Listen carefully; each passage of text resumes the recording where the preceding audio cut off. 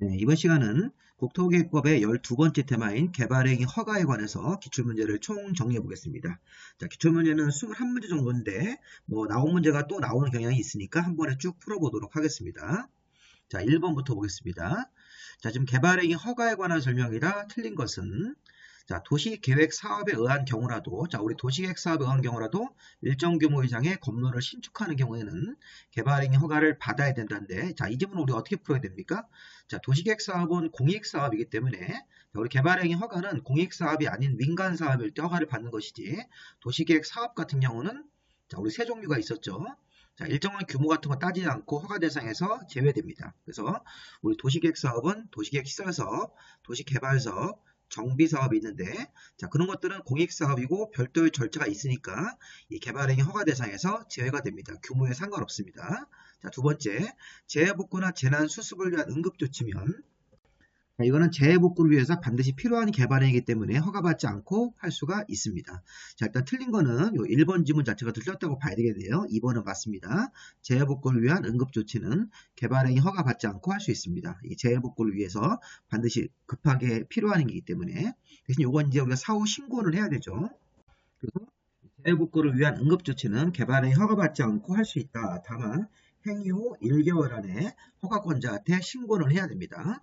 자, 어쨌든 허가 안 받는 행위로 보는 것이니까 2번 맞고요. 자, 3번 경작을 위해서 절토, 성토 등의 방법으로 토지 형질 변경을 하고자 하는 경우에는 개발의 허가를 받지 아니한다. 자, 이거 보세요.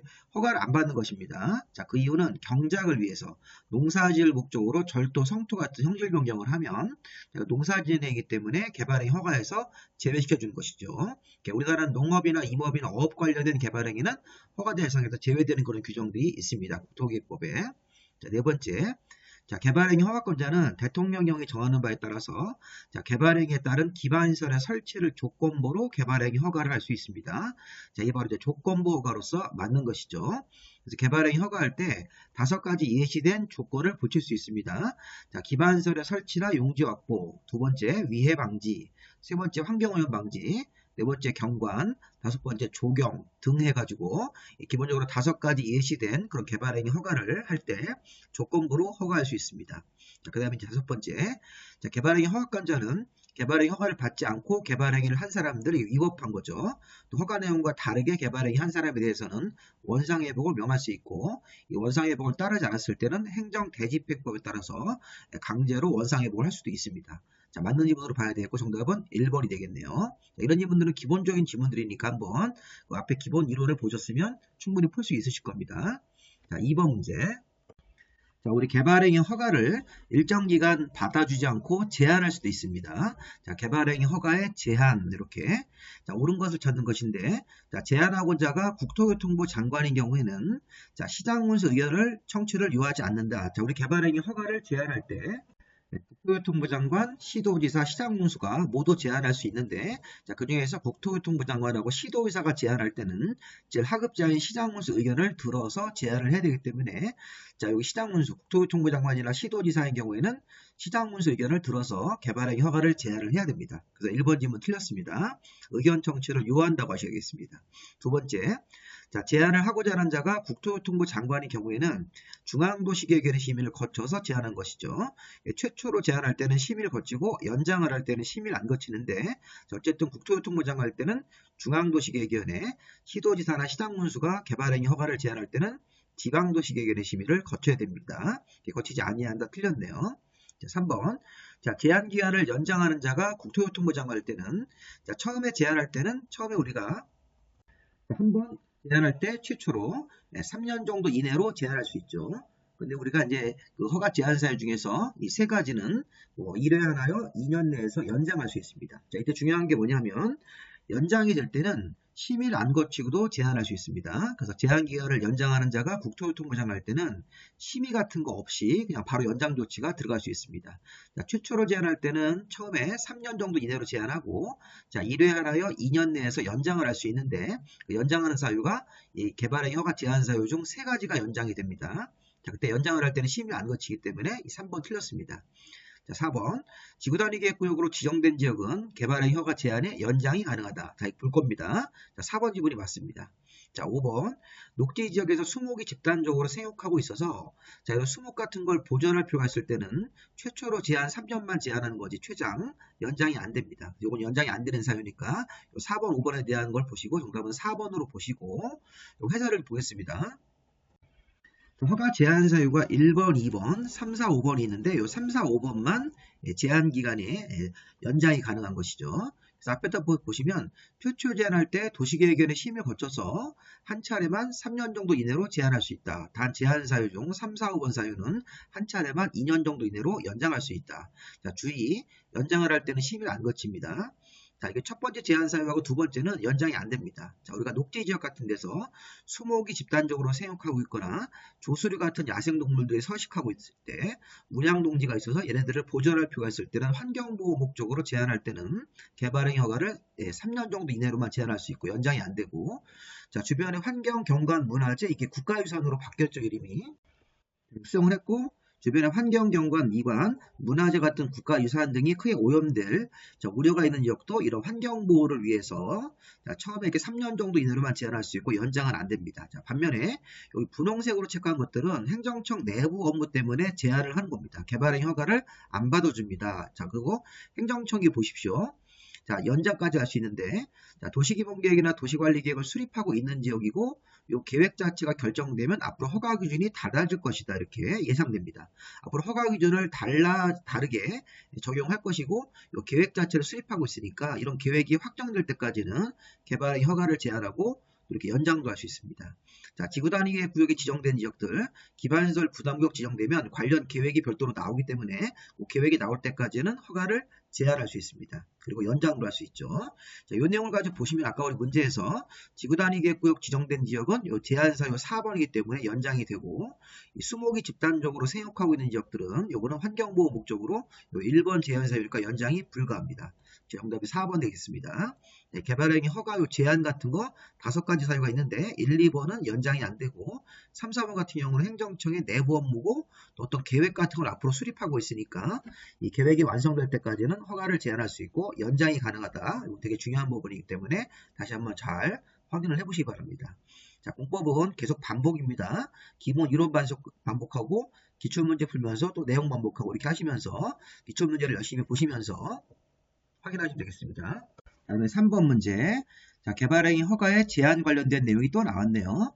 자, 지금 보시면 도시관리계획상 필요하다고 인정하고 최장 5년간 개발행위 허가를 제한할 수 있는 지역을 모두 고른 것은 자, 이에 개발행위 허가 제한이 앞에서 나왔던 것들이 또 이렇게 한 문제짜리로 나올 수도 있네요.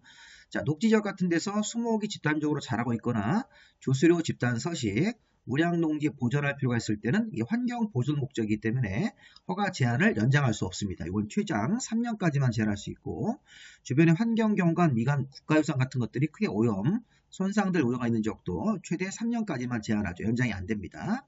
자, 반면에 이제 디귿, 리을, 미음은 우리 앞에서 해설 봤듯이 도시기본계획이나 도시관리계획을 수립하고 있는 지역으로 그 계획이 앞으로 결정이 되면 허가 기준이 앞으로 달라질 것으로 예상하고 있기 때문에 행정청이 내부적으로 계획을 만들고 허가 기준이 앞으로 바뀔 거니까 허가 같은 걸 지금 내주지 않고 제한할 수 있다는 것입니다. 자, 지구단위 계획구역 지정되면 앞으로 지구단위 계획이 나올 거기 때문에 지구단위 계획 나오기 전까지는 개발의 허가를 제한할 수 있고 연장도 가능하죠. 그리고 기반시설 부담구역이 정해지면 기반시설의 설치 계획을 앞으로 만들 거기 때문에 그 계획이 나올 때까지는 허가를 제한할 수 있습니다. 연장도 하시고 자, 디귿, 리을, 미음이 연장 가능하기 때문에 정답이고 디귿, 리을, 미음을 정답을 5번을 정답으로 보시면 되겠습니다. 자, 4번 문제. 자, 개발행위 허가에 관한 설명이다. 옳은 것은 자, 허가받은 개발행위의 사업기간을 연장하는 경우에는 자, 변경에 관해서 자, 연장에 관한 변경 허가를 받아야 된다. 자, 이게 1번이 옳은 거네요. 자, 우리 개발행위를 하고 나서 사업기간을 단축할 때는 허가 안 받는 경미한 변경인데 연장할 때는 허가를 받아야 됩니다. 자, 2번. 자, 경작을 위한 형질 변경입니다. 이게.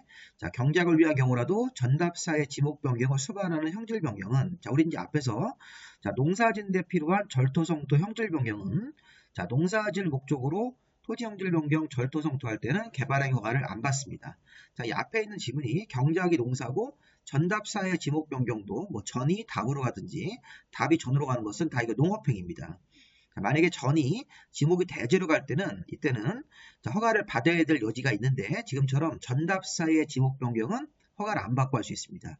자, 경작을 위한 경우라도 전답사의 지목 변경 이렇게 말을 좀 꺼놨는데 이상하게 만들었지만 경작을 위한 경우도 농사 짓는 거고 전답사에도 농사가 농사로 가는 거기 때문에 자, 이런 것들 다 농업 관련된 땅이기 때문에 형질 변경 허가를 안 받고 할 수 있는 것으로 봐야 됩니다.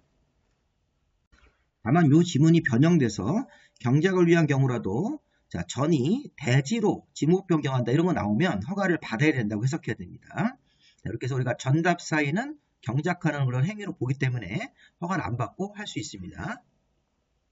자, 2번이 틀렸고 1번은 맞는 지문입니다. 자, 3번. 자, 허가가 필요한 개발행위라고 하더라도 용도지역이 지정이 안 돼 있는 지역. 자, 우리 이제 앞에서 8번째 테마에서 미지정, 미세분이라는 말이 있었습니다. 그러면 이게 무슨 말입니까? 용도지역이 지정되어 있지 아니한 땅, 그런 지역에서는 자연환경보전지역의 규정을 적용하고 이 자연환경보전지역 관련된 개발행위 허가라는 것을 받아야 되는 거라고 보셔야 됩니다. 그래서 이게 용도지역이 지정이 안 돼 있는 지역이면 우리가 옛날에 이제 미지정된 지역으로 보고 그 지역은 자연환경보전지역의 건폐율이나 용적률 이런 것들을 적용한다. 그리고 개발행위 허가 적용하더라도 허가가 필요한 개발행위, 자연환경 보전지역에서 개발행위 같은 걸 하는 경우로 허가가 필요하다면 허가를 받아야 된다고 해석해야 됩니다. 이거 좀 어려운 지문이네요.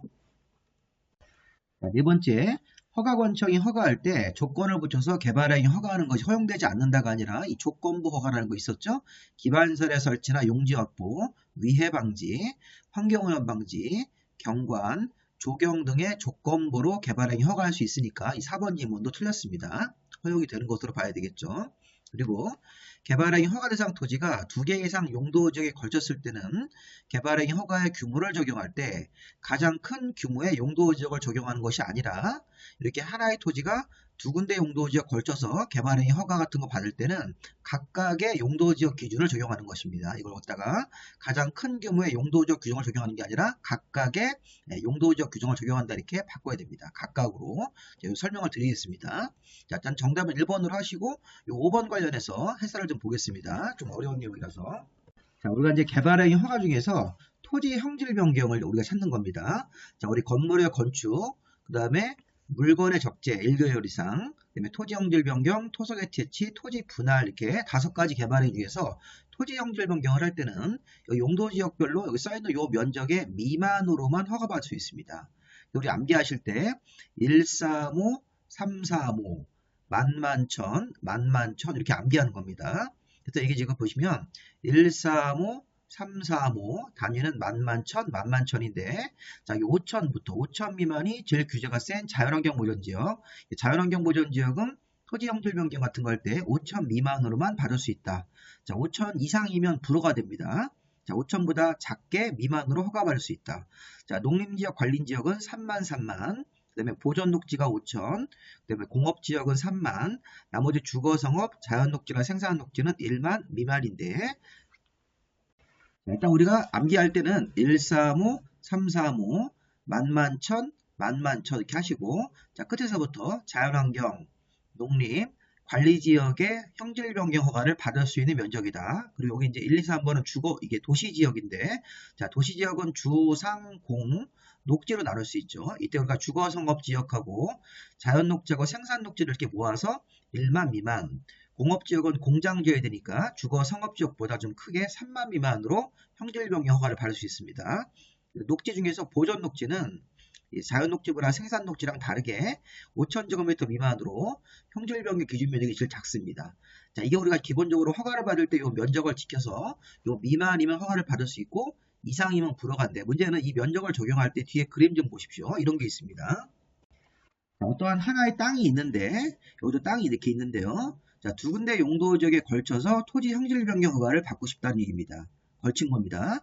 여기서 자연녹지 부분은 7천 걸쳐 있고 계획관리지역은 22,000 이런 식으로 여기는 9,000, 22,000인데 자, 이렇게 걸쳤을 때는 아까 우리 문제가 뭐였습니까? 문제를 보시면 허가 대상 토지가 2개 이상 용도지역에 걸쳤을 때는 규모를 적용할 때 가장 큰 규모 용도지역을 적용하는 게 아니라 각각으로 적용하는 겁니다. 그래서 아까 우리 다시 그림으로 가보시면 자, 자연녹지 같은 경우는 아까 우리 허가 기준 면적이 1만 미만이고 계획관리적 부분은 3만 미만이므로 관리적이니까 자 1만 미만이니까 7천이면 요 부분 허가받을 수 있고 계획관리적도 이렇게 2만 2천으로 여기 3만 미만이므로 허가받을 수 있습니다. 근데 보세요. 두 개 다 허가 가능하기 때문에 허가가 가능한데 하나 조건이 있습니다. 자 자연녹지 부분이 9천이니까 만정미터 미만. 자, 계획관리지역이 2만 2천이기 때문에 여기도 3만 미만이니까 허가를 받을 수 있는데 이거는 불허가 나옵니다. 최종적으로는. 왜 그러냐면 이렇게 되어 있습니다. 각각의 용도지역 그 허가 기준 면적으로 요거 미만이면 허가를 받는데 단 토지의 총면적이 자, 가장 큰 용도지역 규모를 초과해서는 안 된다. 이거 보십시오. 총면적이 지금 3만 천입니다. 3만 천. 3만 천이면 이 두 개 중에서 허가 기준이 큰 데가 관리지역입니다. 3만을 넘어가기 때문에 이게 불허가 된다는 겁니다.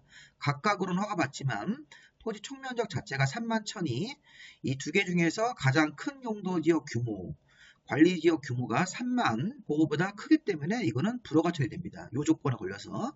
근데 여기는 괜찮죠. 이 왼쪽 부분은 자, 각각으로 해서 허가를 받고 총면적을 계산했을 때 2만 9천이니까 요 계획관리지역, 관리지역 3만보다 작은 규모이기 때문에 요거는 총면적 기준도 통과해서 허가를 받을 수 있다는 것입니다. 요 내용까지 우리가 보시면 조금 더 좋은 건데 자, 어쨌든 이렇게 총면적 기준을 하나 추가적으로 적용해서 최종적으로 허가, 불허가를 결정하는 건데 일단 중요한 거는 아까 문제에서 두 군데 걸쳐서 개발행위 허가를 받는 경우에는 이게 형질 변경 말하는 겁니다. 그때는 각각 걸쳐있는 부분 각각의 규모를 적용해서 허가에 대한 내줄 건지 안 줄 건지 1차적으로 판단하는 거기 때문에 이 5번 지문 자체가 잘못됐습니다. 정답은 우리가 1번으로 봐야 되겠고 이 문제는 좀 어려운 문제로 볼 수 있습니다. 이 마지막 5번 지문 때문에. 자, 그럼 5번 문제로 가겠습니다. 자, 이 5번 문제는 개발행위 허가를 받을 때 5가지 허가 기준이 있었죠.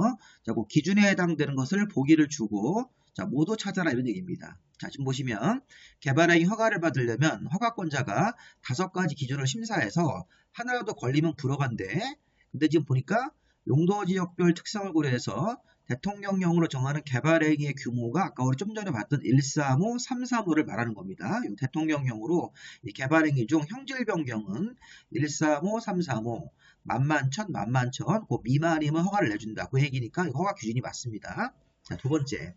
자, 도시관리계획이나 성장관리계획 내용에 어긋나지 않아야 됩니다. 행정청이 만든 계획에 어긋나지 않아야지만 허가를 받을 수 있습니다. 또 주변에서 도시계획 사업하는 게 있으면 거기 지장이 없어야 된다. 이것도 맞죠.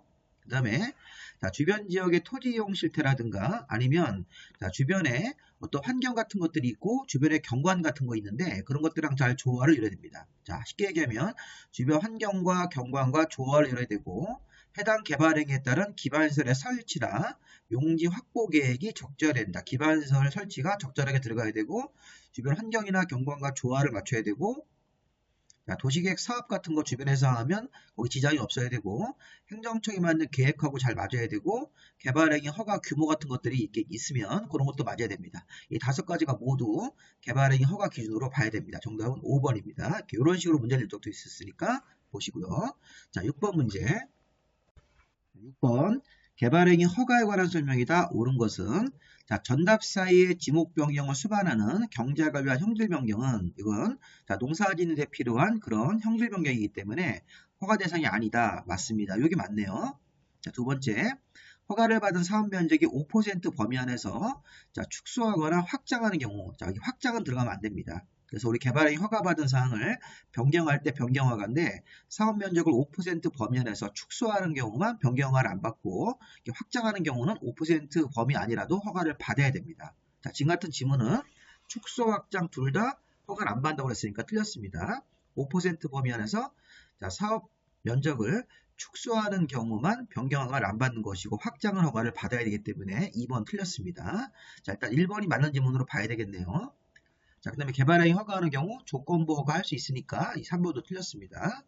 자, 4번에 주변의 국가유산 같은 것들이 주변의 환경, 경관, 국가유산 같은 것들이 손상될 우려가 있을 때는 환경보호를 위해서 처음에 3년 정도만 제한을 하고 연장이 안 되기 때문에 최대 5년까지 허가를 제한하는 게 아니라 최대 3년까지만 허가를 제한할 수 있습니다. 이렇게 국가유산이 손상될 우려가 있는 그런 제한 사유는 환경보호이기 때문에 최대 3년까지만 제한할 수 있습니다. 연장이 안 되므로. 자, 5번 행정청이 아닌 자가 허가를 받아서 공공시설을 설치했을 때는 자, 종래의 공공시설은 개발의 허가를 받은 비행정청한테 귀속이 되는데 무상이 아닙니다. 새로운 공공시설을 설치한 비용 범위 안에서만 무상으로 귀속된다. 그냥 무상 그러시면 이게 이제 모두 다 받는 것인데 그게 아니라 행정청이 아닌 자가 새로 공공시설을 설치했을 때 개발행위를 허가받고 하다가 새로 공공시설을 만들어주면 새로 만든 공공시설은 관리청한테 무상으로 주고 종래의 공공시설은 허가를 받은 비행정청한테 귀속이 되는데 모두 무상이 아니라 새로 설치한 공공시설 비용 범위 안에서만 무상으로 귀속되는 거기 때문에 그 표현이 빠지면 안 됩니다. 새로 설치한 공공시설 설치 비용 범위 안에서만 무상으로 귀속된다. 이렇게 됩니다. 틀렸고요. 정답 옳은 거는 1번이고요. 자, 5번 질문 관련해서 해설 잠깐 보겠습니다. 자, 공공시설의 귀속이라는 게 공공시설 같은 걸 학교로 생각하시면 돼요. 학교. 자, 행정청이 개발행위 허가를 받아서 개발행위를 했는데 개발행위를 하면서 새로 공공시설을 설치해 준 겁니다. 돈을 10억 들어서 새로 공공시설 학교 같은 거 만들어줬으면 이곳은 10억짜리 학교를 관리청한테 무상으로 줍니다. 이 행정청이 개발행위자가 관리청한테 무상으로 주고 자, 종전의 공공시설, 자, 새로 설치한 공공시설 이전에 종전 학교 같은 것들이 있었는데 그게 금액으로 평가해 보니까 12억입니다. 자, 12억짜리 종전 공공시설을 행정청인 개발행위자한테 무상으로 모두 다 귀속이 되는 겁니다. 10억짜리 설치해서 관리청한테 주고 12억을 다 받을 수 있습니다. 왜? 행정청이기 때문에.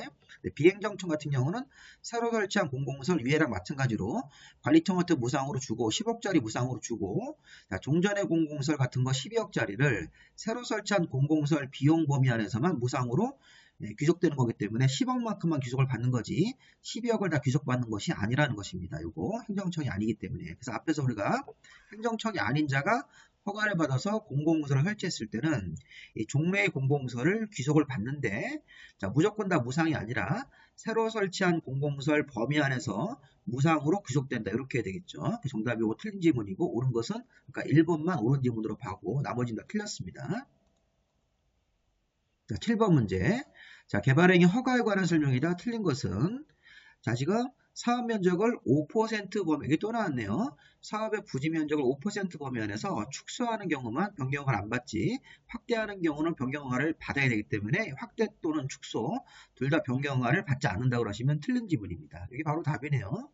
자, 2번 허가권자가 개발행위 허가를 하면서 환경오염 방지 같은 걸 조건부로 허가할 수 있고 이 조건부 허가 같은 거 할 때는 미리 개발행위 허가 신청한 사람의 의견을 들어야 됩니다. 자, 맞습니다. 이게 기반시설의 설치, 위해 방지, 환경오염 방지, 경관 조경 같은 조건을 붙일 수 있고 이 조건을 붙일 때는 미리 허가 신청한 사람의 의견을 들어서 이 조건부로 이렇게 허가할 수 있습니다. 2번 맞습니다.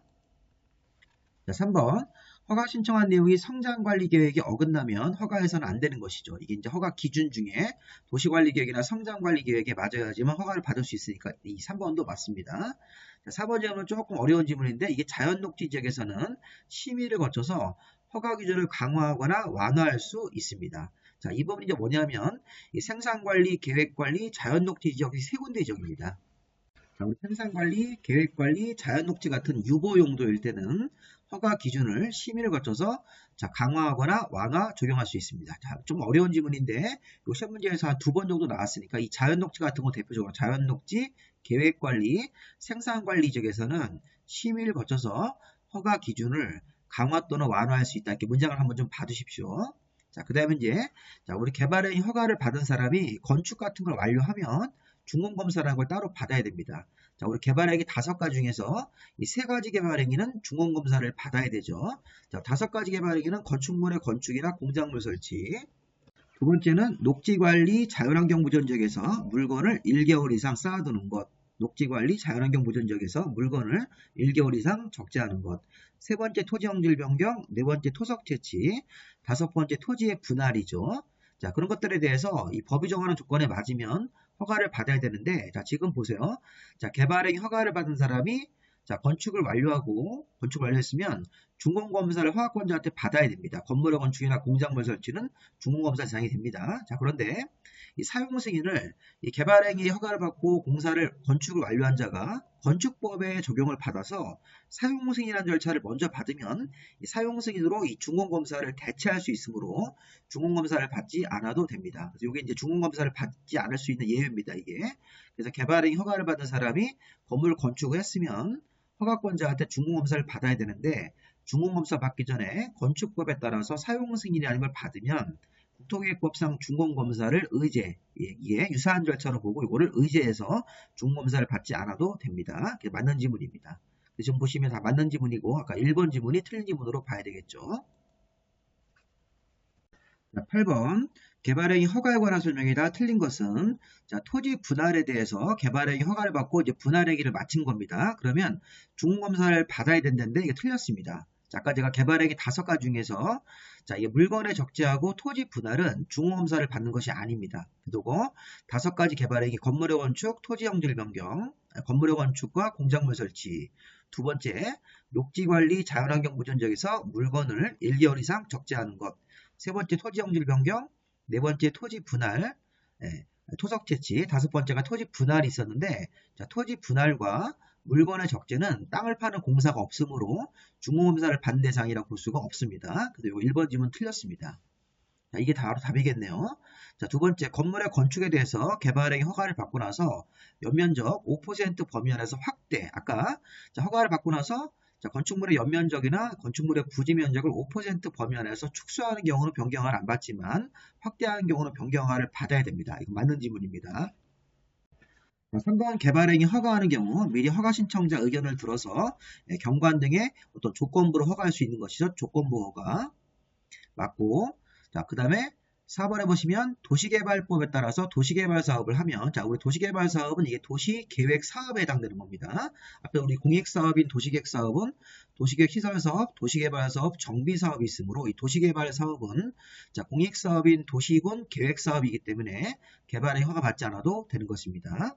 자, 그리고 자, 자기 토지 일부를 공공용지로 이게 공익적인 목적으로 토지 분할하기 때문에 자, 원래 토지 분할도 허가를 받아야 되는데 공공용지 이런 것들은 공익적인 목적으로 분할한다고 앞에서 언급을 했습니다. 이런 것들 나오면 허가받지 않는 것으로 볼 수가 있습니다. 공공용지를 위한 분할은 공익적인 목적의 분할이므로 어떤 사적인 목적 분할이 아니므로 허가를 안 받는 것이죠.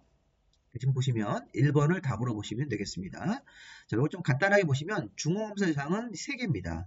자, 우리 건물의 건축, 공작물 설치, 토지 형질 변경, 토석 채취는 개발행위 허가를 마친 다음에 허가권자한테 중공검사를 받아야 됩니다. 여기서 우리가 봐야 할 것은 물건의 적재, 녹지관리 자연환경 보존지역에서 물건을 1개월 이상 적재하는 거고 자, 토지 분할은 개발행위 같은 거 허가를 받고 하더라도 중공검사라는 건 없습니다. 그리고 아까 이 노란색 표현은 아까 우리 이제 앞에 문제에서 나왔던 것이죠. 사용 승인을 먼저 받으면 중공검사를 받은 것을 의지해서 이 중공검사를 받지 않는 예외로 처리할 수 있습니다. 여기서 자, 그래서 우리가 중공검사는 3가지만 받는 것이다. 개발행위 허가 대상은 5가지인데 그렇게 한번 생각을 해보시기 바랍니다. 자, 9번 문제는 성장관리계획구역을 정할 수 있는 자, 우리 성장관리계획구역을 정하고 성장관리계획을 만들어서 난개발 방지하기 위한 그런 계획까지 만들어주는 장소가 어디냐면 기본적으로 녹지지역, 관리, 농림, 자연환경보존지역이므로 이 중공업 쪽에서는 성장관리계획구역을 정하고 성장관리계획을 수립하는 장소라고 볼 수가 없습니다. 성장관리계획구역은 녹지지역, 그 다음에 관리지역, 농림 자연이니까 2, 3, 4, 5번은 맞고 1번은 잘못됐죠. 1번은 성장관리계획구역을 정할 수 있는 지역이 아닙니다. 자, 10번 문제. 자, 10번 문제. 성장관리계획에 관한 설명이다. 옳은 것은 자, 우리 성장관리계획구역을 정하고 그 안에서 난개발을 방지하기 위한 성장관리계획을 수립해 주는데 자, 성장관리계획은 우리 이제 지구단위계획하고 유사하게 기반시설의 배치와 규모 같은 것들이 포함이 됩니다. 그래서 기억번 틀렸습니다. 포함되지 않을 수 있다가 아니라 이거 포함이 돼야 되는 내용으로 봐야 됩니다.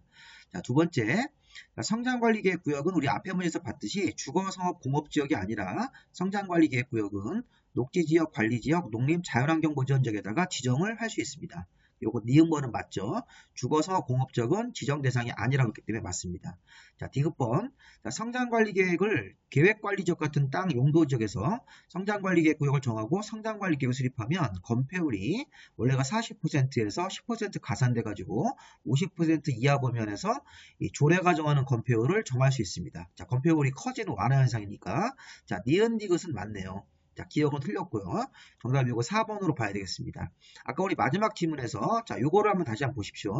자, 이거 5번 테마에서 성장관리계획이 수립된 장소에서는 예를 들어서 계획관리지역 같은 땅에 성장관리계획 수립되면 건폐율이 변하는데 자, 이거 건폐율이 변하는 겁니다. 건폐율이 50% 이하까지 정할 수 있다. 자, 계획관리지역의 원래 건폐율은 자, 이게 40% 이하인데 성장관리계획 들어가면 플러스 10%. 밑에도 한번 보십시오. 이것도 최근에 시험 문제 한번 나왔는데 자, 성장관리계획 이번에는 생산녹지나 자연녹지, 생산관리나 농림지역일 때는 건폐율이 모두 20%짜리들인데 여기에 성장관리계획이 수립이 되면 30% 이하로 10%가 가산되는 것입니다. 자, 이 두 개는 정리를 좀 해주셔야 되겠습니다. 야, 이쪽 부분은 이건 성장관리계획과 관련이 없으니까 참고로 보시고 들어가 보시면 성장관리계획이 계획관리지역에 들어가면 자, 40%에서 10% 가산해가지고 50% 이하까지 아까 우리 봤던 생산녹지, 자연녹지, 생산관리지역, 농림지역에서는 성장관리계획 수립이 되면 자, 올라가서 20%에서 10% 더 가산해가지고 30% 이하까지 조례가 정하는 건폐율을 정할 수가 있습니다. 이 내용도 조금 어려운 지문이지만 최근에 시험 문제가 나오는 부분이기 때문에 한번 받으십시오. 일단 이해를 먼저 하시고요. 성장관리계획이 들어오면 건폐율이 이렇게 커지는구나. 커지는 비율은 플러스 10% 정도 더 늘려주는 것입니다. 자, 11번 문제. 자, 개발행에 따른 공공설의 귀속에 관한 설명이다. 틀린 것은 허가를 받은 사람이 행정청이다. 우리 앞에서 해설 한번 봤죠. 자, 행정청이 기존 공공설에 대체되는 새로운 공공설을 설치하면 새로 설치된 것은 자, 그 관리청한테 무상으로 그냥 주는 겁니다. 자, 행정청이 개발행위 하면서 새로운 공공설 학교 같은 거 10억짜리 설치했을 때는 관리청한테 10억이라는 돈 같은 거 안 받고 그냥 무상으로 귀속이 되는 것입니다. 그런 이제 개발행위 허가를 받은 행정청이 개발행위가 끝나서 이 중공검사 같은 걸 마치고 나면 이 관리청한테 이 공공설의 종류와 토지 세목 같은 것들을 통지하도록 되어 있습니다. 이제 개발의 허가를 받은 사람이 이 관리청한테 아까 무상으로 귀속받을 그 관리청한테 어떤 공공설인지 공공설의 종류와 이 토지 세목 같은 것들을 통지하도록 되어 있습니다. 토지의 세세한 목록 같은 것들을. 자, 3번 허가를 받은 자가 행정청이 아닌 경우에는 허가를 받은 자가 행정청이 아닙니다. 그때는 새로 설치한 공공설은 행정청처럼 이것도 관리할 관리청한테 무상으로 귀속이 되는데 자, 4번에 보시면 자, 허가를 받은 행정청이 기존 공공설에 대체되는 새로운 공공설을 설치해서 이 공공설이 관리청한테 무상으로 귀속이 되고 종래의 공공설은 이 행정청인 개발행위자가 무상으로 귀속을 받는 것입니다. 자, 문제는 이제 5번이죠. 5번. 자, 개발의 허가를 받은 사람이 행정청이 아닌 경우에 자, 개발행위를 해서 용도가 폐지되는 이제 종전의 공공설은 허가를 받은 자한테 무상으로 모두 귀속되는 게 아니라 이것도 아까 행정청이 아닌 자기 때문에 여기 그 용도가 폐지되는 종전의 공공설은 이렇게 해석합니다. 그때는 허가를 받은 자, 행정청이 아닌 자한테 새로운 공공설 설치한 비용 범위 안에서만 무상으로 귀속되는 것입니다. 요거 5번이 정답으로 봐야 되겠습니다. 요거 아까 나왔던 질문을 약간 변형을 해서 낸 겁니다. 다시 한번 해석을 보시면 자, 이 비행정청이 문제입니다. 개발행위 허가를 받고 비행정청이 개발행위해서 새로운 공공설 같은 학교를 만들어주면 관리청한테 10억이라는 돈 같은 거 따로 정산하지 않고 그냥 무상으로 귀속이 되는 겁니다. 대신 비행정청이 종전의 공공설 12억짜리를 받아가는데 어떻게 받아갑니까? 새로 설치한 공공설 범위 안에서만 10억 정도 범위 안에서만 무상으로 비행정청 개발행위자한테 귀속이 된다. 이런 식으로 해서 이걸 한번 다시 한번 살펴보시기 바랍니다. 자, 12번 문제는 이거 아까 나왔던 문제랑 이거 지문만 바꿔서 그대로 또 한번 출제했네요. 자, 성장관리계획구역은 녹지지역, 관리지역, 농림자연에서만 할 수 있기 때문에 이 주거지역에서는 성장관리계획구역을 정할 수가 없습니다. 정답은 3번입니다. 자, 이것들은 그냥 바로 보시면 답이 나와야 됩니다. 자, 13번 개발행위 허가에 관한 설명이다. 옳은 것은 자, 13번의 1번 지문은 조금 어려운 지문인데 자, 사방사업을 위한 개발행위를 허가하려면 지방도시계획의 심의를 거치지 않습니다. 이거는 자, 일단 이거 뒤에 가서 한번 제가 설명을 드릴 겁니다. 자, 두 번째 질문. 토지 일부가 도시계획설로 지정도면고시가 나와서 토지를 분할하면, 자, 이 분할이 어떤 민간인들의 어떤 목적, 사익이 아니라 도시계획설로 지정도면고시가 돼서 분할하는 거는 공익사업을 위한 도시계획설 요구하기 위해서 분할하는 거기 때문에 공익적 목적의 분할이니까 허가를 받지 않습니다. 자, 틀렸습니다. 자, 1번, 2번 다 틀렸어요. 사방사업에 의한 개발행위면 심의 같은 거 안 거치고도 허가를 할 수 있습니다. 그 다음에 요거 도시계획설로 지정도면고시가 나왔기 때문에 공익적인 목적의 분할이므로 허가를 받지 않습니다. 2번도. 자, 3번. 자, 국토교통부 장관은 개발행위로 주변 환경이 크게 오염될 우려가 있을 때는 허가를 최초 제한을 하는데, 최초 제한할 때는 국토부 장관이 3년 정도 이내에서 중앙도시계획의 심의를 거치는 것이기 때문에 맞습니다. 최초 이건 제한이기 때문에 심의를 거쳐서 제한하는 게 맞습니다. 자, 시도지사는 기반시설 부담구역으로 지정된 지역은 앞으로 기반시설의 설치 계획이 나올 거기 때문에 처음에 3년을 제한하고 1회 하나여 2년 정도까지만 연장할 수 있으니까 허가 제한 기간이 최대 10년간 제한한다고 하시면 안 됩니다. 그래서 최대 5년간만 제한할 수 있다 이렇게 됩니다. 자, 토지 분할을 위한 개발의 허가를 받은 사람은 개발행위 분할과 마치고 나서 주공검사를 받는 것이 아닙니다. 토지 분할과 물건 적재는 주공검사를 받지 않습니다. 정답 요거 3번으로 보시는 게 맞겠고요. 자, 우리 1번 문제를 좀 해설을 해드리면요. 좀 어려운 조항인데 이게 개발행위 허가를 하면서 이렇게 세 가지 행위 해당되면 심의를 거쳐서 허가를 하게 돼 있습니다. 요거 하나만 보십시오. 부피가 3만 세제곱미터 이상의 토석 채취인데 토석 채취 양이 많다는 겁니다. 부피가 3만 세제곱미터 이상의 토석 채취할 때는 개발행위 허가를 하는 과정에서 심의 절차를 거치고 나서 허가를 해야 됩니다. 자, 그런데 자, 이게 보시면 이렇게 있어요. 아까 우리 좀 전에 문제 나왔던 산림사업이라든가 사방사업, 자, 산림사업이나 사방사업에 따른 그런 개발행위 할 때는 뭐 토석 채취가 3만 세제곱미터 이상 되더라도 그러하지 않다라는 예외가 있으므로 요걸 시험지 문제를 낸 겁니다. 그 밖에 우리 지구단위 계획이나 성장관리 계획을 수립한 지역, 환경영향평가, 교통영향평가 이런 거를 받은 개발행위, 산림사업이나 사방사업에 따른 개발행위는 심의 안 거치고도 부피가 3만 세제곱미터 이상의 토석 채취 같은 거 심의에 대해서 심의 같은 거를 안 받고도 허가할 수 있다는 것입니다. 자, 이 문제를 보시면 좀 생략을 했는데, 자, 사방사업에 의한 개발행위는 심의 같은 거 안 거치고도 개발행위 허가를 할 수 있다는 것입니다. 대표적인 개발행위가 부피가 3만 세제곱미터 이상의 토석 채취 같은 것들. 자, 이런 식으로 중간을 딱 따가지고 문제를 냈기 때문에 좀 어렵습니다. 그래서 이거 지금 옳은 것은 아까 3번이 옳은 것이죠. 자, 14번 문제. 자, 14번 문제를 보시면 성장관리 계획에 관한 설명이다. 옳은 것은 자, 성장관리계획 성장관리계획 구역 같은 것들이 나왔는데 성장관리계획 구역은 우리 특별광역자치시와 시장문수가 이걸 지정할 수 있습니다. 1번 지문을 보면 시장문수 같은 관청이 공업지역 중 시가화가 예상되는 지역 전부 일부에 성장관리계획 구역을 정할 수 있다는데 우리 앞에서 봤듯이 성장관리계획 구역은 어디입니까? 녹지지역, 그다음에 관리지역, 농림, 자연환경보전지역에서만 정할 수 있으므로 공업지역은 안 됩니다. 자, 이번 질문 우리 앞에서 본 거죠. 자, 성장관리계획구역 내에서 생산녹지면 우리가 이제 생산녹지, 자연녹지, 생산관리, 농림지역 같은 데서는 건폐율이 모두가 20%인데 자, 성장관리계획을 수립해서 성장관리계획이 정하는 바에 따라서 건폐율을 30%까지 완화하여 적용할 수 있다. 이거 맞네요. 이번 질문 맞습니다. 자, 3번은 성장관리계획구역 내에서 보전관리지역에서는 125% 이하 범위 안에서 성장관리계획을 수립해가지고 용적률을 완화 적용할 수 있다는데 이거는 계획관리지역에서 적용되는 용적률의 완화 적용입니다. 그래서 계획관리적으로 바꿔서 원래 계획관리적이면 용적률이 100% 이하인데 성장관리계획구역 정하고 성장관리계획을 만들어서 25% 정도를 가산할 수 있습니다. 이게 건폐율은 10% 가산하는 건데 용적률은 25%까지 가산할 수 있는데 이거 앞에 장소가 틀렸습니다. 보전관리지역이 아니라 계획관리지역에서 자, 그 다음에 이제 그 시장문수가 성장관리계획구역을 정할 때는 도시관리계획으로 결정하는 절차는 아닙니다. 용도구역이 아니기 때문에 도시관리계획을 결정해서 지정할 필요는 없습니다. 자, 용도구역이 아니므로 별도의 지정 절차가 있고 성장관리계획구역을 정할 때는 도시관리계획을 결정하는 것은 아닙니다. 자, 5번. 자, 성장관리계획구역을 지정하려면 자, 이게 7일간 일반인들한테 열람이 아니라 14일 정도, 14일 이상 열람시키는 것이기 때문에 7일이 아닙니다. 14일 이상 일반인들한테 공람 같은 거 열람시켜서 의견을 들어야 됩니다. 정답은 지금 여기서 2번으로 봐야 되겠죠. 2번이 지금 옳은 겁니다. 자, 요 내용 좀 다시 한번 해설을 해보면요. 아까 우리 봤던 겁니다. 성장관리계획이 들어가면 건폐율이 완화가 되는데, 자, 요거 계획관리지역에 성장관리계획 들어가면 원래가 40%인데 10% 가산해서 50% 이하.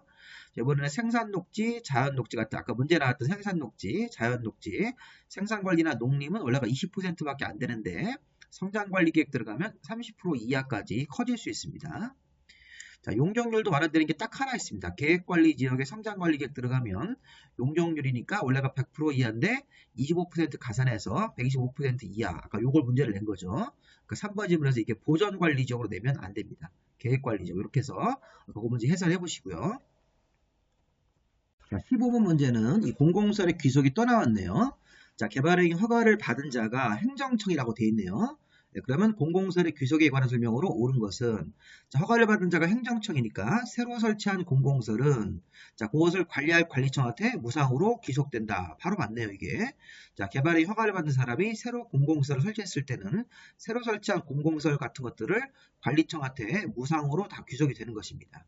자, 그리고 그 다음에 2번에 보시면 개발행위로 용도가 폐지되는 공공시설. 그래서 우리 종래의 공공시설을 개발행위 허가를 받은 행정청이 귀속을 받을 때는 그때는 자, 지금 뭐라고 되어 있습니까? 행정청인데 자, 개발행위로 용도가 폐지되는 종래의 공공시설은 새로 설치한 공공시설 설치 비용 범위 안에서만 허가를 받은 행정청한테 무상으로 양도가 되는 게 아니라 무상으로 귀속되는 거고, 자, 그 다음에 요게 자, 여기 새로 설치한 공공시설 설치 비용 범위 안에서는 비행정청일 때만 적용되는 것이기 때문에 이 문제가 행정청이니까 요즘은 틀렸습니다. 여기 비행정청일 때만 이렇게 귀속이 되는 것이고 행정청일 때는 새로 설치한 공공시설 비용 같은 거 따지지 않고 그냥 개발행위 허가를 받은 행정청한테 용도 폐지되는 종래의 공공시설은 모두 다 귀속이 되는 것입니다. 2번 틀렸네요. 3번. 자, 공공시설의 관리청을 따질 때 이 관리청이 하천일 때는 이게 환경부 장관입니다. 국토부 장관이 아닙니다. 이게 좀 어려운 질문이네요. 자, 4번. 관리청에 귀속이 되거나 허가를 받은 자에게 양도될 공공시설은 준공검사를 받으면서 각각 관리청과 개발이 허가를 받은 사람들한테 귀속이 되거나 양도가 된 것으로 본다 이렇게 되어 있는데, 자, 이건 지금 준공검사가 아니라 세목을 통제한 날입니다. 이게 자, 보시면 요거는 해설을 좀 봐드릴게요. 지금 행정청 얘기입니다. 행정청일 때는 개발행위 허가를 받은 사람이 새로 공공시설 설치해서 관리청한테 무상으로 주고 종전의 공공시설, 용도가 폐지되는 종전공공시설 10여짜리를 모두 다 귀속을 받는 겁니다. 행정청한테. 귀속되는 날짜가 준공검사 후 세목을 통제한 날 이렇게 돼가지고 이 세목을 통제한 날에 귀속이 된 것입니다. 이 준공검사일은 비행정청일 때 귀속일로 보는 건데, 아까 문제가 보시면 관리처에 귀속이 되거나 허가를 받은 자한테 양도될 이 공공시설 같은 경우는 준공검사를 받고 나서 그 다음에 세목을 통제한 날에 각각 그 준공검사를 받음으로써가 아니라 준공검사하고 그 뒤에 토지 등의 어떤 세목을 통제한 날로에 각각 귀속이 된 것으로 본다. 이렇게 봐야 되겠죠. 4번 지문하고 3번 지문은 좀 어렵습니다. 근데 5번 같은 경우는 개발행위 허가를 받은 자는 국토부 장관한테 허가를 받아서 귀속된 공공시설의 처분으로 인한 수익금을 자, 도시계획사업 외의 목적으로 사용할 수가 없는 것입니다. 이거는 자, 이렇게 도시계획사업 외의 목적으로 사용할 수가 없다. 그래서 이 5번 질문은 국토부 장관 허가 같은 거 따지 말고 이 수익금이 생기면, 그래서 이 공공시설 같은 거를 귀속을 받아서 그걸 처분해가지고 수익금이 생기면 도시계획사업 외의 목적으로는 사용이 불가하다. 이렇게 처리하시면 되겠습니다. 자, 지금 옳은 것은 그러니까 1번을 정답으로 보시고, 이 문제는 약간 심화 문제로 좀 봐야 되는데 문제 분류가 좀 잘못됐네요. 이건 좀 심화 문제로 봐야겠습니다. 자, 이런 문제는 좀 어렵습니다. 답을 1번으로 보시고 아까 우리 해설 보시면서 이 내용을 한번 다시 한번 잘 분석을 해보시기 바랍니다. 공공시설의 귀속 같은 것들, 귀속된 날짜가 언제이냐 이런 것들을 좀 물어본 겁니다. 자, 16번 문제. 자, 16번을 보시면 자, 물건을 쌓아두는 행위가 개발행위 허가 대상이 되려면 장소가 필요했죠. 녹지지역, 관리지역, 자연환경보전지역에서 건축물 울타리 아닌, 울타리 바깥쪽에, 울타리 안쪽이 아닌 바깥쪽에다가 물건을 1개월 이상 적재할 때, 자, 지금 농림지역에서 물건을 1개월 이상 쌓아둘 때는 허가 대상이 아닙니다. 자, 허가를 받는 대상에서 물건을 1개월 이상 쌓아두는 행위는 녹지지역, 관리지역, 자연환경보전지역이면서 건축물 울타리 바깥에, 울타리 안쪽이 아닌 바깥쪽에다 물건을 쌓아둘 때 허가를 받는 것이니까 자, 농림지역에서는 허가를 받는 대상이 아니다 이렇게 됩니다. 자, 1번 질문 맞네요. 자, 아까도 또 나왔네요. 사방사업에 의한 개발행위. 아까 사방사업 같은 거 위한 개발행위는 자, 심의 같은 거 거치지 않고도 아까 뭐 토석 채지 3만 세제곱미터 이상의 심의 같은 거 없이도 허가받을 수 있는 것입니다. 이거 아까 나왔던 지문이 또 나왔죠. 자, 일정 기간 동안 개발행 허가를 제한할 수 있는데 제한 지역에 지구 단위 계획 구역 같은 것들 포함이 됩니다. 포함되지 않는다. 이거 틀렸습니다. 정답이 이거 3번이겠네요. 이거 연장까지 가능한 적이기 때문에 지구 단위 계획 구역 같은 데서는 앞으로 지구 단위 계획 같은 것들이 나오므로 허가를 처음에 3년 제한하고 1회 하나요 2년 내에서 연장할 수 있습니다. 자, 기반시설 부담구역으로 지정된 지역이면 자, 심의 안 거치고도 허가 기한을 연장할 수 있죠. 맞습니다. 기반시설 부담구역 같은 경우는 허가를 처음에 제한을 하고 1회 하나여 2년 정도 이내에서 연장할 때는 심의 같은 거 안 거치고 할 수 있습니다. 자, 허가 제한을 연장할 때는 연장 기간은 2년을 넘을 수 없다. 이것도 맞는 지문이죠. 정답은 3번으로 봐야 되겠네요. 자, 작년도 문제입니다. 자, 개발행 허가에 대한 설명이 다 옳은 것은 자, 도시계획 사업은 공익사업이므로 규모에 관계없이 허가를 받을 필요가 없습니다. 자, 1번 질문 틀렸습니다. 뭐 10층 이상 건물을 도시계획 사업에 의한 경우는 허가를 받아야 된다가 아니라 도시계획 사업이면 이미 공익사업이기 때문에 10층짜리 같은 거 규모 안 따지고 허가 대상이 아닙니다. 허가 안 받습니다. 자, 두 번째, 건축에 대해서 개발행 허가를 받고 나서 건축을 완료하고 나면 중공검사를 받아야 되는데 자, 건축법에 따라서 미리 사용 승인 같은 걸 받으면 중공검사를 받는 대상에서 제외가 되므로 요거 맞는 지문이 되겠네요. 아까 나왔던 지문 그대로 나왔습니다. 요거. 3번. 자, 건축물의 연면적을 허가받고 건물을 졌는데 연면적 5% 범위에서 축소하는 경우는 허가권자한테 미리 허가 안 받고 할 수 있습니다. 그리고 신고도 안 하는 겁니다. 자, 허가 안 받는 대신 신고하는 것은 재해복구를 위한 응급조치가 신고 대상이지 이렇게 5% 범위에서 축소하는 경우는 그냥 변경 허가를 안 받는다. 신고도 필요 없는 것입니다. 자, 그 다음에 이제 허가 신청이 있으면 특별한 사유가 없으면 15일 안에 허가 불허가 처분을 하고 통지하는 건데 이때 내부적으로 심의하거나 협의하는 기간이 있으면 그걸 제외하고 15일입니다. 자, 포함하여 15일이 아니라 제외하고 15일을 계산해서 허가 불허가 처분을 하고 이제 통지까지 하는 것이죠. 자, 그 다음에 자, 국토부 장관이 지구단위계획구역 지정된 지역에서는 허가를 연장할 수 있고 연장을 할 때는 심의를 거칠 필요가 없으니까 이것도 틀린 지문이 되겠네요. 이 문제는 이제 옳은 걸 찾는 거니까 2번을 정답으로 보시고 1번 지문 잘못됐고 2번, 3번, 4번, 3, 4, 5번 다 잘못된 지문으로 봐야 되겠습니다. 정답은 2번이 되겠습니다. 자, 그럼 심화 문제 한 4문제 풀어보겠습니다. 자, 지금 보시면 개발행위 허가에 관한 설명이다. 옳은 것은 자, 허가 내용과 다르게 형질 변경한 자에 대해서는 원상회복을 명할 수 있고 자, 원상회복을 명할 수 없다. 틀렸습니다. 그리고 경작을 위한 형질 변경은 허가를 받을 필요가 없는 것이니까 이것도 틀렸네요. 자, 문제는 이제 4번, 5번 때문에 이게 심화가 되는 건데 3번 같은 경우는 도시계획 사업 같은 경우는 공익사업이니까 공유수면 매립 같은 거 할 때 허가를 받지 않습니다. 자, 네 번째 잘 보십시오, 이거. 자, 도시계획 사업에 의하지 않고 어떤 민간 개발행위를 하는데 아까 주거지역에서는 아까 형질 변경 같은 거 할 때 규모가 1만 미만이면 허가를 받을 수 있답니다. 135, 335, 만만, 천, 만만, 천인데 자, 이제 지문을 보면 주거지역 내에서 9,000제곱미터로 자, 토지 형질 변경할 때는 허가를 요하지 아니한다가 아니라 허가를 받아야 됩니다. 자, 허가를 받아야 되고 허가를 받을 수 있는 면적에 포함된다 이렇게 하셔야 됩니다. 이게 허가를 요하지 않는 게 아닙니다. 그래서 주거지역에서는 허가를 받을 수 있는 기준 면적이 1만 미만이기 때문에 9,000제곱미터면 1만 미만에 포함이 되어서 허가 신청을 내고 허가를 받을 수 있는 면적이다 이렇게 하셔야 됩니다. 그리고 지금 보시면 9,000제곱미터로 주거지역에서 토지 형질 변경할 때는 허가 신청을 해야 되고 허가를 받을 수 있는 면적이다. 이렇게 해석하는 게 맞습니다.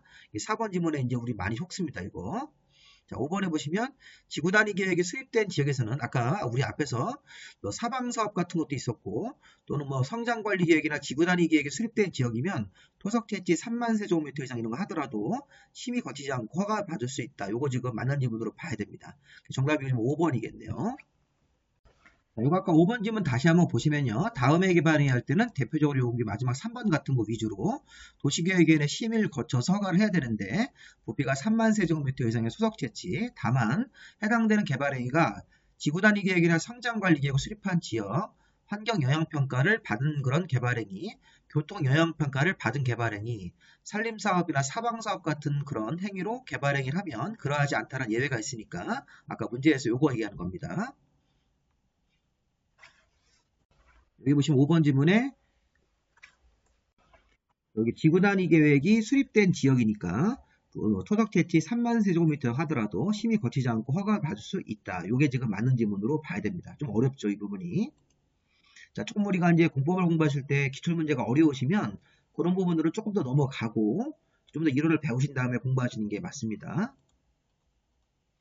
자, 심화 두 번째 문제 보시면 자, 개발행 허가에 대한 설명이 다 옳은 것은 자, 재해복구를 위한 응급조치면 여기까지 딱 봤을 때 그냥 허가를 안 받는 것입니다. 그래서 보시면 재해복구를 위한 응급조치로서 공작물 설치라든가 뭐 건물 건축할 때는 뭐 도시계획 사업이 아닌 한 허가를 받아야 된다가 아니라 재해복구를 위한 응급조치로서의 건물의 건축이나 공작물 설치는 응급조치로서 반드시 해야 되는 경우이기 때문에 허가를 받지 않고 할 수 있습니다. 대신 행위 후 1개월 안에 신고를 해야 됩니다. 자, 국가나 지방자치단체가 시행하는 개발행위에도 이행보증금을 예치하게 해야 된다. 이행보증금을 국가나 지방자치단체는 예치하지 않습니다. 자, 환경오염 방지를 위해서 개발행위 허가하는 경우 미리 자, 조건부로 허가하는 거기 때문에 허가 신청자 의견을 들어야 되는 것 맞죠? 자, 3번 맞고요. 자, 개발이 허가를 받은 사람이 행정청이다. 그래서 기존 공공시설에 대체되는 새로운 공공시설 설치하면 자, 기존의 공공시설에 대체되는 공공시설의 설치 비용 범위 안에서만 허가를 받은 자한테 무상으로 양도된다. 이렇게 있는데 자, 지금 보시면 우리 앞에서 봤듯이 자, 지금 행정청이기 때문에 공공시설 같은 거 종전권을 귀속받을 때 이런 비용 같은 거 따지지 않고 허가를 받은 자한테 귀속이 되는 것입니다. 그리고 지금 행정청이기 때문에 뒷부분이 안 맞습니다. 그리고 이제 5번에 보시면 개발행위 허가를 받은 자가 행정청이 아닌 경우에는 용도가 폐지되는 공공시설은 비행정청한테 귀속될 때는 전부 무상이 아니라 새로운 공공시설 설치 비용 범위 안에서 뭐 이렇게 그 범위 안에서만 무상으로 양도할 수 있다 이렇게 나가야 되기 때문에 이 질문은 잘못됐죠. 요거는 아까 보시면 답은 3번이 옳은 것이고 이 4번, 5번 다 틀렸습니다. 다시 한번 보시면 행정청인 개발행위자가 개발행위 하면서 새로 설치한 공공시설은 관리청한테 무상으로 귀속되고 자, 종전에 공공시설 12억짜리가 있더라도 허가를 받은 행정청한테 무상으로 귀속이 되는 것입니다. 자, 비행정청일 때는 새로 설치한 거 관리청한테 무상으로 귀속이 되는 거고 종전 공공시설 12억짜리는 새로 설치한 공공시설 비용 범위 안에서만 무상으로 양도할 수 있다. 이렇게 귀속이 되는 것이니까 10억 정도 범위만큼만 귀속을 받는 이 내용을 가지고 문제를 푸시면 아까 4번, 5번이 해석이 되실 겁니다. 심화 3번 문제 보겠습니다. 이 문제가 이제 다음 문제랑 좀 상당히 어려운 문제인데 자, 개발행위 허가 기준에 해당되지 않는 것은 자, 요거는 우리 앞에서 개발행위 허가의 일반 기준이라는 게 있었죠. 자, 일반 기준 같은 것들이 있었는데 그 일반 기준에서 조금 더 깊이 들어가면 세부적인 기준 같은 게 있습니다. 근데 그 세부적인 기준에 해당하지 않는 걸 찾는 건데 1번이 지금 답입니다. 자금 조달 계획이 목적 사업 실현에 적합하도록 수립될 것. 이렇게 자금 조달 계획 같은 것들은 이게 허가의 세부 기준이라고 볼 수가 없습니다. 요거는. 이 내용은 우리가 이 국토기획법의 대통령령 별표를 찾아봐야 되는데 너무 내용이 많아서 그냥 간단하게 정답만 확인하겠습니다. 2번 지문처럼 도시관리계획으로 경관계획이 수립되어 있는 경우에 이런 경관계획에 이 개발행위 내용이 적합해야 됩니다. 자, 공유수면 매립 같은 거 할 때 매립 목적이 이런 도시계획 같은 거에 적합해야 되고 그 다음에 토지를 분할하거나 물건을 쌓아둘 때 임목벌채가 수반되지 않아야 되고 그 다음에 여기 뭐 교통에 관한 기준에 적합할 것 같은 것들은 다 허가의 기준인데 1번은 허가 기준이 아니라고 그냥 보시면 되겠습니다. 허가의 세부 기준이 아닌 거. 자, 4번 문제 같은 경우는 우리 개발행위 허가할 때 개발행위의 규모 제한이라는 게 뭡니까? 이게 바로 135, 335, 만만천, 만만천 미만 그걸 말하는 건데 자, 그 규모 제한을 원래는 받아야 되는데 받지 않는 예외가 있습니다.